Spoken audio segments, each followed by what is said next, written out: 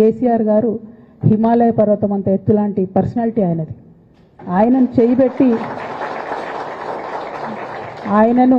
చేయబెట్టి చూపించి అవినీతి అని అంటే నిజంగా చాలా బాధ అవుతా ఉన్నది. ఎందుకంటే నా పెళ్ళప్పుడు నా పెళ్లి చేయడానికి కూడా ఇబ్బంది పడ్డటువంటి వ్యక్తి ఆయన.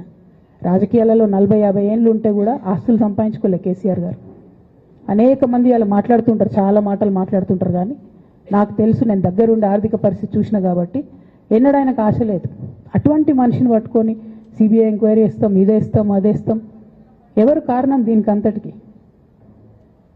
ఈ చేతగాని కాంగ్రెస్ ప్రభుత్వం మీ ఏసీబీ వాళ్ళు పోయి కాళేశ్వరంలో పనిచేసిన 3 ఇంజనీర్లను పట్టుకుంటే ఒక్కొక్క ఇంజనీర్ దగ్గర 100 కోట్ల ఆస్తులు వెళ్తే మీకు ఎందుకు ఎంక్వైరీ చేసే దమ్ము లేదు? వాళ్ళు వెనకాల ఎవరు ఉన్నారో ఎందుకు ఎంక్వైరీ చేస్తలేరు? ఖచ్చితంగా నేను ఇవాళ చెప్తా ఉన్నా, హరీష్ రావు గారు వెనుక, సంతోష్ రావు గారు వెనుక రేవంత్ రెడ్డి గారు ఉన్నారు. వాళ్ళని ఖచ్చితంగా కాపాడతారు అన్ని విషయాలను.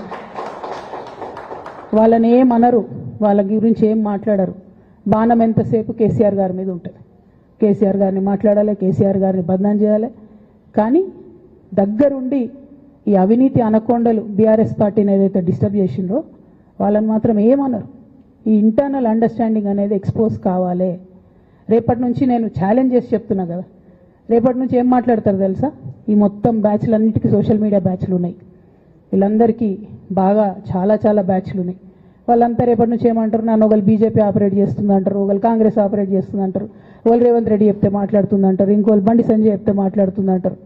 ఖబర్దార్ బిడ్డ, నేను ఎవరు చెప్తే ఆడేటటువంటి తోలుబొమ్మని కాదు.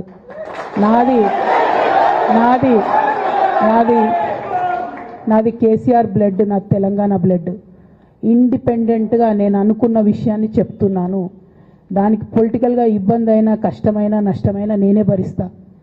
కానీ దేవుళ్ళ లాంటి మా నాన్నను ఇవాళ సిబిఐ ఎంక్వైరీ చేసిండ్రంటే కడుపు రగులుకపోతా ఉంది ఒక బిడ్డగా. అందుకే చెప్తున్నా, ఇన్ని రోజులు చెప్పలే. ఆ మధ్యలో పోయినసారి నా కొడుకు గ్రాడ్యుయేట్ అయినప్పుడు వచ్చినప్పుడు నేను మా నాన్నకు రాసుకున్న లెటర్ లీక్ చేస్తే కూడా ఆ 70, 80, 90 రోజుల నాకు నరకం చూపిస్తున్నారు. ప్రతిరోజు సోషల్ మీడియాలో ఇష్టం వచ్చినట్టు రాపిస్తున్నారు. ఎప్పుడు వీళ్ళ పేర్లు తీసుకోలే, ఇష్టం వచ్చినట్టు ప్రెస్ వాళ్ళకు మాట్లాడుతూ చాలా విషయాలు చెప్తున్నారు. ఎప్పుడు వాళ్ళ పేర్లు తీసుకోలే. ఇలా తీసుకుంటున్నా, ఎందుకంటే విషయం నాది కాదు. ఇది తెలంగాణ పరువు ప్రతిష్టకు సంబంధించిన విషయం. ఇలా దేశంలో ఏ మూలకు పోయినా, ఎక్కడికి పోయినా కేసీఆర్ అంటే ఒక మహానాయకుడు, త్యాగం చేసిన నాయకుడు అని చెప్పి మాట్లాడతారు. రేపటి నుంచి ఏం మాట్లాడతారు? సిబిఐ ఎంక్వైరీ చేస్తే ఏం మాట్లాడతారు? కేసీఆర్ అంటే సిబిఐ కేసు అంటారు. మా నాన్న పరువు పోతే నాకా బాధ, మీకా? మీకు పైసలు కావాలి కదా, మీకు పేరుతోనేం పని? ఇంకా కూడా ఈ విషయాలు అర్థం చేసుకోకుండా, ఇంకా కూడా ఇటువంటి వ్యక్తుల్ని దూరం పెట్టుకోకుండా ఉంటే ఇక కేసీఆర్ గారి మీద సిబిఐ కేసు వేసేటటువంటి స్థాయికి వచ్చినాక ఏం పార్టీ ఉంటేంది పోతేంది. బీఆర్ఎస్ పార్టీ నాయకులు నన్ను తిట్టుకున్నా సరే, లోకల్ బాడీ ఎన్నికలలో నాకు నష్టం జరుగుతుంది అనుకున్నా సరే, మా నాన్న మీద సిబిఐ ఎంక్వైరీ పడ్డాక ఏముంది, తొక్కల ఎలక్షన్ ఒకటి గెలుస్తారు, ఒకటి ఓడిపోతారు. అసలు ఓడిపోయే పరిస్థితి ఎట్లా వచ్చింది? ఇటువంటి దుర్మార్గుల వల్ల కాదా వచ్చింది? ఆలోచన చేసుకోవాలి కదా. అంటే నా దగ్గర పైసలు ఉన్నాయి, టీవీలు ఉన్నాయి, సోషల్ మీడియాలు ఉన్నాయి, ఏటు పడితే అటు మాట్లాడతామంటే తోలు తీస్తాం చెప్తున్నా నేను. గీత గీసుకుంటాం బిడ్డ.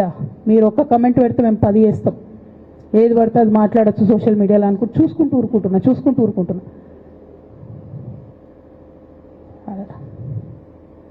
పెద్ద సార్ దగ్గరకు వచ్చినాక ఇక కాంప్రమైజ్ అయ్యేది ఏం లేదు. ఘోష్ కమిషన్ వేసిన రోజే నేను చెప్పిన, ఎందుకు రియాక్ట్ కాలేదు పార్టీ అని అడిగిన ఆ రోజునే. నిన్న సిబిఐ ఎంక్వైరీ చేస్తున్నా అని రేవంత్ రెడ్డి గారు అసెంబ్లీలో చెప్తే తెలంగాణ బంద్ ఖాళీ వద్దా, బగ్గుమనొద్దా తెలంగాణ? ఎట్లా మాట్లాడతారు? నిజంగానే మనిషి అవినీతి అయితే, నిజంగానే మనిషి డబ్బులు తినోడైతే వేరు మాట. ఆయనకు తిండి మీద కూడా ధ్యాస ఉండదా బాబు? తెలంగాణ అదే పిచ్చి. అట్లాంటి మనిషిని పట్టుకొని ఇవాళ ఏది పడితే అది మాట్లాడితే కూడా రియాక్ట్ కాకపోవడం చాలా దారుణం, చాలా దారుణం. నేను దీన్ని తీవ్రంగా ఖండిస్తున్నా. At the same time Congress government PC Ghosh commission వేసిండ్రు. రెండేళ్ల నుంచి టైంపాస్ చేస్తారు. ఆ కమిషన్ రిపోర్ట్ వచ్చింది. ఆ రిపోర్ట్ నిన్న అసెంబ్లీలో పెట్టిండ్రు. ఇంకా దానికి ఏమిట్లకేం లేదు, దాంట్లోకి ఏం చర్యలు తీసుకుంటారో చెప్పారు, ఏం చేస్తారో చెప్పారు. తక్కువ మంది సిబిఐకి ఇచ్చేస్తారు.